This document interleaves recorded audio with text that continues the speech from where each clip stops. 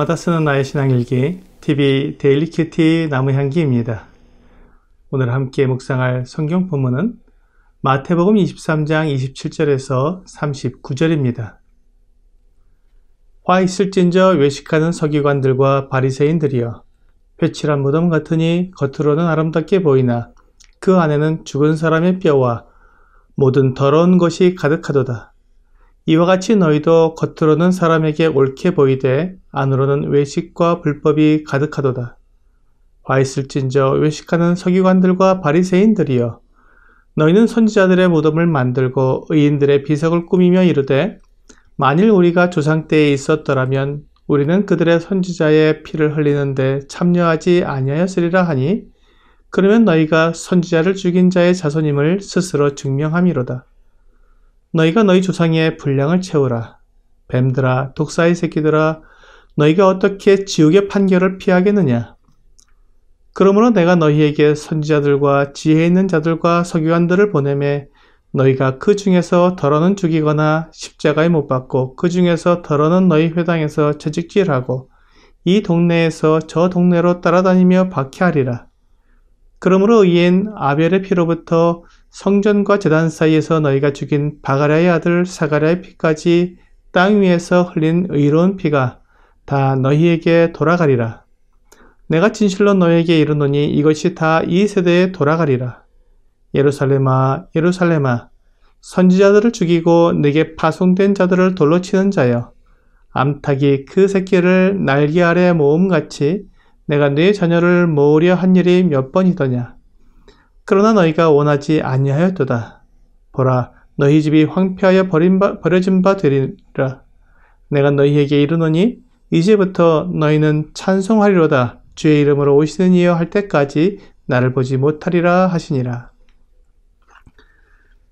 주 예수님께서 말씀하신 외식하는 서기관들과 바리새인들에 대한 7가지 화 중에 나머지 2가지 화가 오늘 본문에서 나옵니다.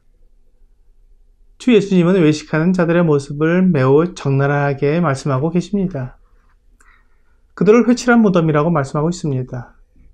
무덤의 겉을 아무리 화려하고 아름답게 꾸며도 그 안에는 죽은 사람의 뼈와 온갖 더러운 것이 가득할 수밖에 없습니다. 외식하는 사람도 마찬가지로 겉으로는 옳고 바르게 보이지만 그 안에는 불법이 가득해 있습니다. 주 예수님은 회칠한 무덤이라는 그 누구도 그 의미를 잘 알 수 있는 이 비유를 통해 외식하는 사람의 상태를 분명히 드러내신 것입니다. 주 예수님은 다시 한번 외식하는 서기관들과 바리새인들에게 화가 있을 것이라고 말씀하시면서 그들이 하고 있는 외식에 대해 적나라하게 말씀해 주십니다. 그들은 선지자와 의인들의 무덤을 만들고 그것을 꾸미면서 만일 자기들이 조상 때에 있었더라면 그렇게 선지자들을 죽이거나 하지 않았을 거라고 말하는 것입니다. 주 예수님은 이것이 그들의 외식을 나타내 주는 것이라고 말씀하십니다. 그들은 선지자와 그 의인을 죽인 조상들과 관계가 없고 다르다고 말하고 있지만, 선지자를 죽인 조상의 자손이라면 결국 그 조상과 같은 부류의 사람들이라는 것입니다. 우리도 때로는 구약 성경에서 이스라엘 백성들이 하나님의 은혜를 입으면서도 같은 죄를 반복해서 짓는 것을 보면서 어떻게 저럴 수가 있을까 생각하고, 또 만약 내가 그 당시 사람이었다면 나는 결코 그렇게 하지 않았을 것이라고 말합니다. 그러나 그것은 자신을 잘 알지 못하는 사람들이 자만심에서 나오는 말입니다. 지금 우리의 생활 속에서도 우리는 그들 못지않은 잘못과 실수 그리고 죄를 범하며 살아가고 있습니다. 내가 어떤 삶을 살고 있는지 자신을 제대로 보지 못하고 다른 사람들을 비난하는 것은 외식하는 사람의 전형적인 모습입니다. 그래서 주 예수님은 그런 사람들에게 뱀들아, 독사의 새끼들아, 너희가 어떻게 지옥의 판결을 피하겠느냐라고 엄중히 꾸짖으십니다. 주 예수님은 그들에게 선지자들과 지혜 있는 자들과 서기관들을 보낼 텐데 너희가 그들을 죽이고 십자가에 못 박고 채찍질하고 쫓아낼 것이라고 말씀하셨습니다.